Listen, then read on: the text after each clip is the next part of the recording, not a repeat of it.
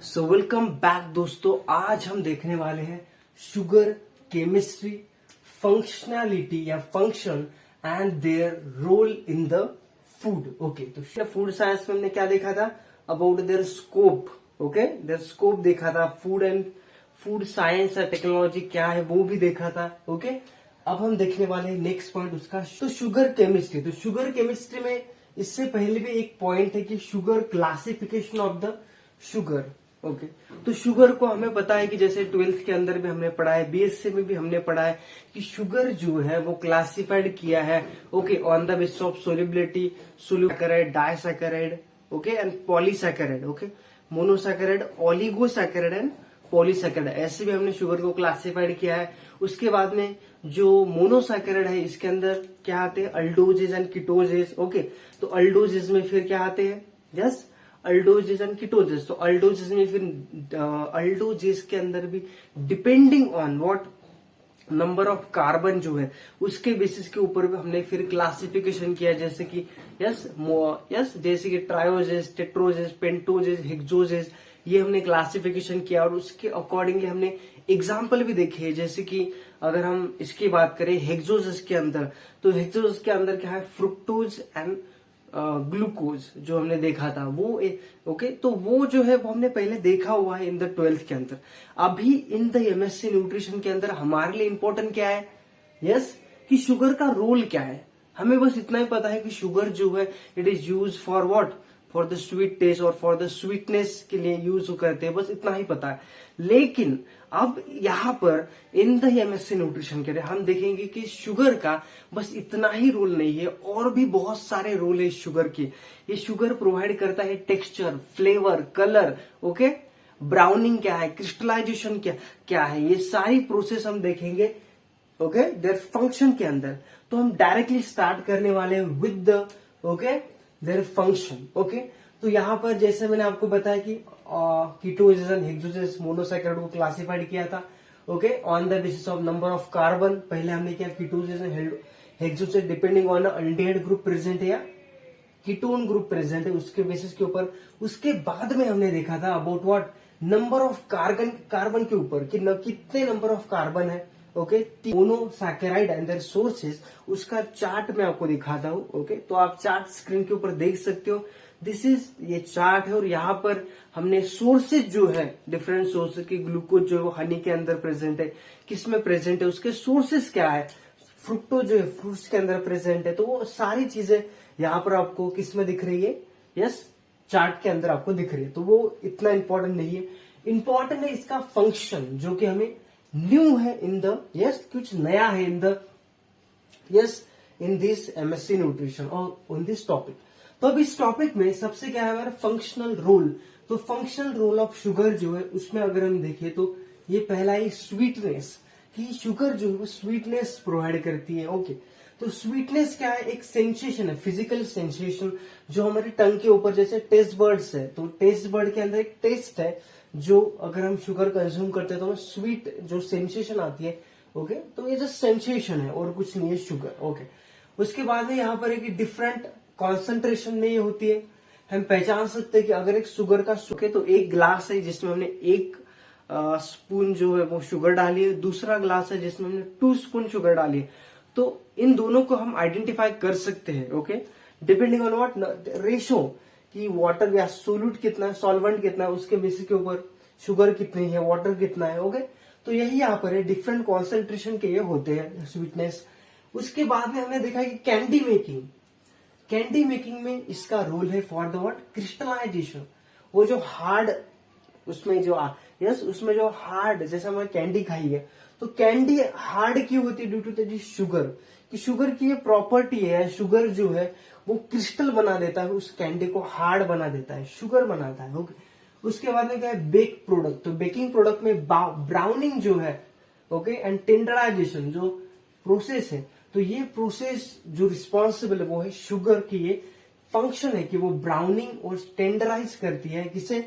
Bread को। In the baking industry में bread product जो है, बेक प्रोडक्ट जो है, उसमें इनका रोल है।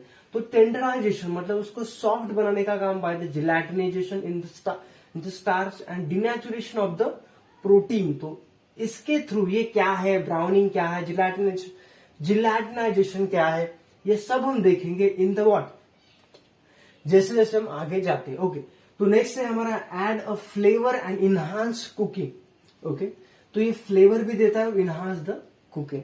अब वन बाय वन हमें देखना है कि ये क्या रोल परफॉर्म करते हैं। तो सबसे पहला स्वीटनेस। स्वीटनेस जो हमने कहा कि ये क्या है, सेंसेशन है। ओके, तो is a property of sweetener, कि जितने भी स्वीटनर्स है उसकी प्रॉपर्टी होती है स्वीटनेस। जैसे शुगर की भी ये फंक्शन है स्वीटनेस। ओके, तो ये फीलिंग ऑफ प्लेजर है, एप्रिसिएशन है। ओके, अब हम शुगर को अगर फैट के साथ कंबाइन करें या मिक्स करें, फैट के साथ अगर कंबाइन करते हैं तो उससे स्वीट टेस्ट भी मिलेगी और एक टेक्सचर मिलेगा आपको। ओके, अगर हम मिक्स करते हैं फैट के साथ तो ओके, उसके बाद में यहां पर है यस, टेक्सचर क्या प्रोवाइड करते हैं, texture nothing but mouth feel, इसको रेफर करते हैं माउथ फील। तो यहां पर क्या है, आइसक्रीम में इसका यूज होता है, कैंडी मेकिंग में इसका यूज होता है, और हनी जो है। ओके, तो ये टेक्सचर देने के लिए रिस्पॉन्सिबल है। कैसे, फॉर एग्जाम्पल आइसक्रीम के अंदर जो उसकी आइसक्रीम की जो स्मूथनेस होती है, जब आपने आइसक्रीम खाई होगी तो कोई भी आइसक्रीम हो, अमूल आइसक्रीम हो, कोई भी आइसक्रीम हो, उसके अंदर शुगर सिरप जो डालते हैं हम, ग्लूकोज सिरप अगर हम उसके अंदर डालते हैं, शुगर सिरप अगर हम उसके अंदर डालते हैं, तो उसकी वजह से उसको एक बॉडी मिलती है, एक शेप मिलता है, उसके साथ में एक टेक्सचर मिलता है, और इसी वजह से जब हम उसे कंज्यूम करते हैं वो हमें स्मूथ दिखती है। ओके, वो स्मूथ क्यों लगती है, ड्यू टू दिस शुगर की वजह से। Okay, and add yes, added texture देता है, उसको कहते हैं वैसी बॉडी या वैसा टेक्सचर देने का काम इस शुगर का है। ओके, सॉफ्ट टेक्सचर एकदम, and prevent a lactose crystallisation. Okay, lactose crystallisation जो है वो प्रिवेंट करता है। ओके, उसके बाद में है कैंडी मेकिंग में। तो यहां पर जो आइसक्रीम है उसे स्मूथ बनाने के लिए या उससे बॉडी या उसे टेक्सचर देने के लिए आइसक्रीम में शुगर सिरप का यूज हो रहा है। अब कैंडी मेकिंग में क्या यूज हो रहा है, ये control the what, extend of sugar crystallisation, कि वो शुगर क्रिस्टलाइजेशन को कंट्रोल करता है। जैसे रेंज फ्रॉम द व्हाट, कि उसको सॉफ्ट बनाना है या हार्ड बनाना है कैंडीज को, वो शुगर सिरप के ऊपर डिपेंड है। जैसे उसके बाद में हनी की बात करें तो हनी क्रिस्टलाइन, ये क्रिस्टल फॉर्म नहीं होंगे हनी के। हनी हमेशा आपको क्या दिखेगी, सेमी सॉलिड फॉर्म में ही, वो कभी भी थिक नहीं होती है, वो कभी भी यस हार्ड नहीं हो जाती है। Yes, to maintain the soft and smooth consistency के लिए, अगर किसी प्रोडक्ट को हमें सॉफ्ट या कंसिस्टेंसी उसमें मेंटेन करनी है, सॉफ्टनेस, तो हम हनी का यूज करते हैं। ओके, अब और भी फंक्शन है इसके, वो हम देखते हैं नेक्स्ट इसमें। In bakery application, so in a bakery application, what is the role or a function of the sugar? तो sugar what doing here, sugar जो काम करेगा, फ्लेवर का काम कर रहा है, जो फ्लेवर इम्पार्ट कर रहा है, उसी के साथ में कलर और एरोमा जो है ये इम्पार्ट करता है। कौन, शुगर इम्पार्ट करता है। उसी के साथ में ये जो शुगर है जो कि हम डो के साथ में या during the mixing of the dough और during the dough making process, ये जो डो हम ऐड करते हैं शुगर, तो ये शुगर करता क्या है, इलास्टिसिटी मेंटेन करता है, किसकी, बैटर की या डो की जो इलास्टिसिटी वो मेंटेन करता है। ओके, और उसी के साथ में अब इसका और एक काम है कि ये expand and rise of the dough जो है वो भी शुगर की वजह से होता है। ओके, अब यहाँ पर क्यों होता है, क्योंकि शुगर क्रिस्टल्स जो है तो वो ब्रेक डाउन होते हैं, और शुगर क्रिस्टल ब्रेक डाउन होने के बाद CO2 गैस रिलीज होता है, और वो CO2 गैस जो है वो डो के राइज के लिए रिस्पॉन्सिबल है। ओके, तो यहाँ पर शुगर कौन से हम ऐड करते हैं इन द बेक प्रोडक्ट के अंदर, तो मोस्टली होता है ग्लूकोज, फ्रुक्टोज, सुक्रोज या माल्टोज। जो शुगर्स है वो हम यूज करते हैं, मोनोसैकराइड हम यूज कर रहे हैं यहाँ पर। अब ये जो शुगर क्रिस्टल्स है, ओके, तो surface of the sugar crystal, ये जो शुगर क्रिस्टल्स होते हैं उनका जो सरफेस होता है, तो वो सरफेस जो है वो ईस्ट ग्रोथ को प्रमोट करता है। उसी के साथ में ईस्ट के लिए वो as a nutritious material, nutrition भी एक्ट होता है। उसी के साथ में ये जो है डो राइज की प्रोसेस जो है, CO2 रिलीज की प्रोसेस भी ये करता है ड्यू टू द शुगर। तो शुगर की वजह से डो की इलास्टिसिटी मेंटेन हो रही है, उससे फ्लेवर मिल रहा है, कलर मिल रहा है, और उसी के साथ में उसकी जो एक्सपांडनेस है, डो एक्सपांडनेस या राइजनेस, वो भी शुगर की वजह से हो रही है। अगर उसके अंदर शुगर नहीं है तो ईस्ट जो है वो क्या नहीं करेगा, यस, ईस्ट जो है वो डो नहीं, ईस्ट जो है वो क्या नहीं करेगा, ग्रो ही नहीं होगा वहां पर। ओके, अब यहाँ पर देखते हैं कि बेक प्रोडक्ट यहाँ पर, ओके, तो और क्या रोल है शुगर का इन द बेकिंग इंडस्ट्री या बेक प्रोडक्ट के अंदर। तो बेक प्रोडक्ट अगर हम देखें तो क्रिस्पीनेस जो है, क्रिस्पीनेस बनाता है, क्रिस्प बनाता है बेक प्रोडक्ट को।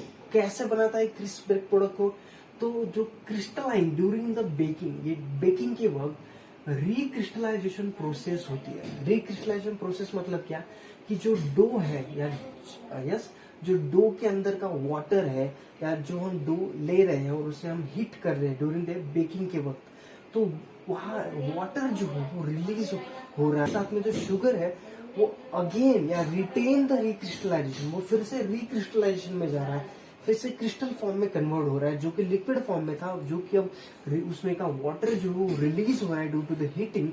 तो जो शुगर है वो फिर से रिक्रिस्टलाइज हो रहा है और उसी की वजह से उसे क्रिस्पीनेस मिलता है, और उसी के साथ में जो क्रिस्पीनेस जो है उसकी वजह से ब्राउनिंग इंक्रीज होता है। ब्राउनिंग क्या है, कि ये हीटिंग की, जब हम प्रोटीन और शुगर जो है ये कंबाइन होकर जब इसे हम हिट करते तब प्रोसेस होती है ब्राउनिंग।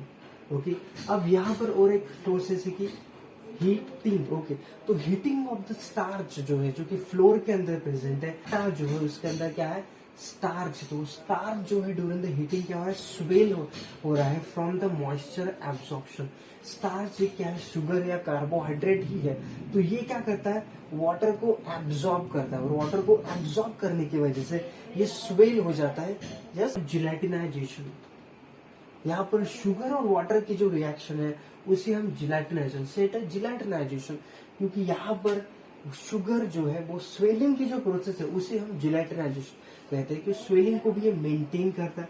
ओके, नेक्स्ट है यहाँ पर कुकिंग सरफेस क्रैकिंग, इसमें भी रोल है in the surface of cracking, कि जो कुछ कुकीज होते हैं उनकी जो सरफेस होती है वो क्रैकिंग होती है।